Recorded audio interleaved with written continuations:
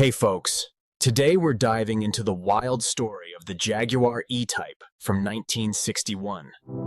Officially called the Jaguar E-Type, this beast was first built back in March 1961.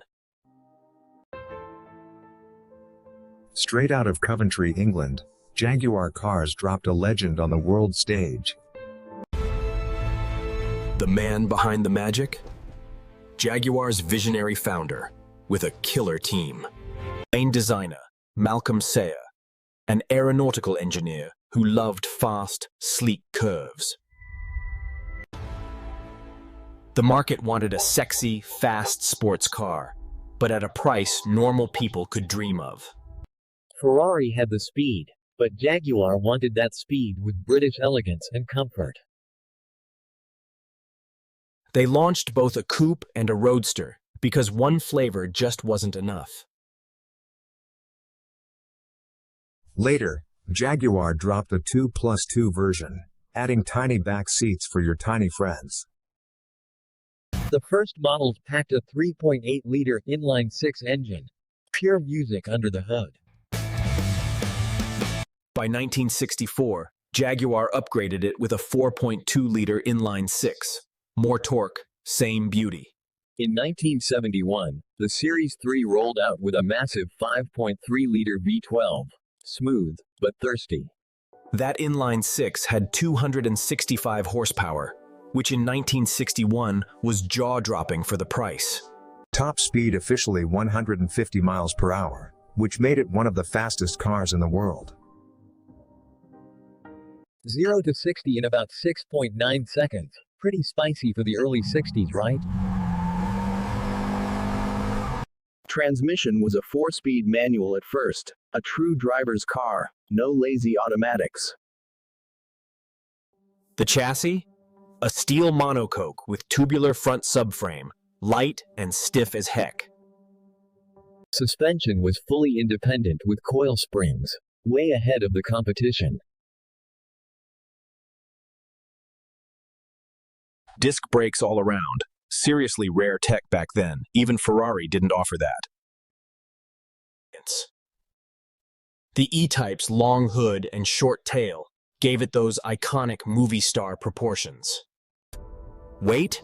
Around 2,700 pounds, which helped it fly like a jet, but corner like a cat.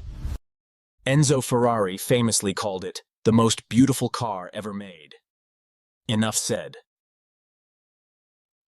Inside, it had leather seats, wood steering, toggle switches, classy, simple, cool. No fancy infotainment, but you got a radio and heat.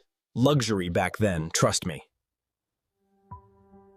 Price tag in 1961, around $5,600, compared to Ferraris at triple that price.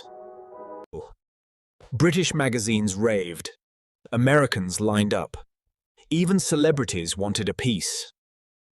In its first year alone, Jaguar sold over 2,000 units, fast by 60s sports car standards. By the end, around 72,500 E-Types were made. Pretty big numbers for a classic icon. Its rivals? Ferrari 250, Aston Martin DB4, Chevy Corvette. Talk about hot company.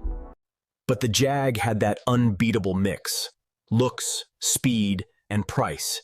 It was the full package. Driving it wasn't just about speed. It felt alive, raw, and a little bit dangerous. The exhaust note? A growl that made neighbors smile, or complain, depending on mood. Fuel economy. Who cared? But it got around 15 mpg if you behaved. Rarely, though.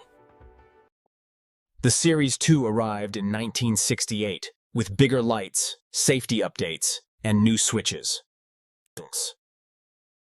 Purists say the Series 1 was pure art, but the Series 2 was more usable daily.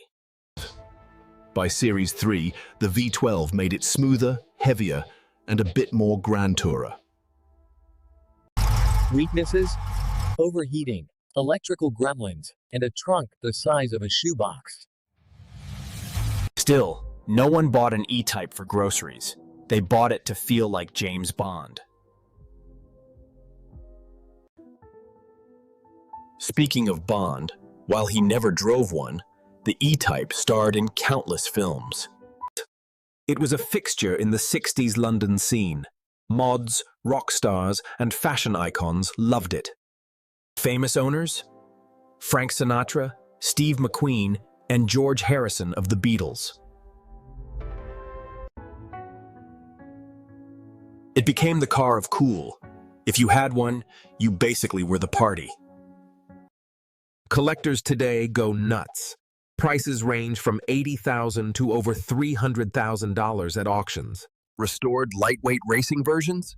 $1 million territory. Yeah, serious cash.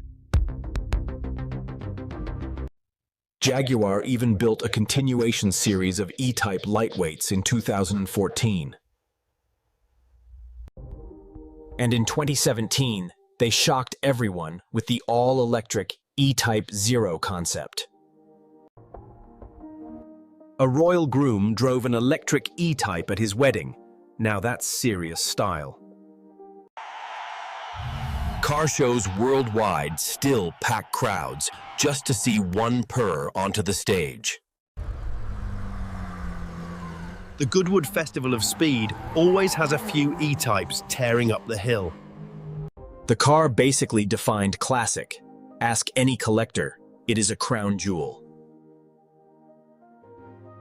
Critics still debate if it's the most beautiful car ever built. Spoiler, it probably is. Malcolm Sayers' design wasn't just pretty, it was aerodynamically genius too. That long bonnet wasn't just sexy, it helped the car cut through the air like silk. The tiny headlamps under glass. They looked exotic but were a nightmare to clean. The E-Type influenced generations of cars, from Datsun Z cars to modern Jags. Without the E-Type, sports cars might have stayed rich toys. Jaguar made them dreams. Its cultural impact. Think 60s freedom, rock and roll, and a dash of rebellion. No wonder Austin Powers drove one. Yeah, baby, the Jag was pure 60s mojo.